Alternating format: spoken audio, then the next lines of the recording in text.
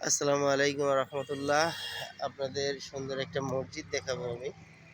খুলনার বহু জায়গায় এই ধরনের মসজিদ আছে।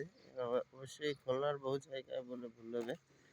এই একটা আছে, আর হচ্ছে আলিয়া মাদ্রাসা একটা আছে। এই মসজিদগুলোর ভিতরে মহিলাদের নামাজ পড়ার ব্যবস্থা আছে। এই মসজিদগুলো অনেক উন্নত মানের মসজিদ।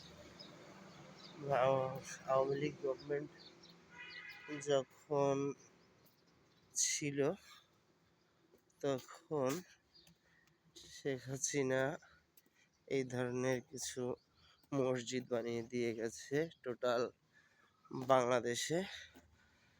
আমি চারিপাশটাই আপনাদেরকে দেখাবো।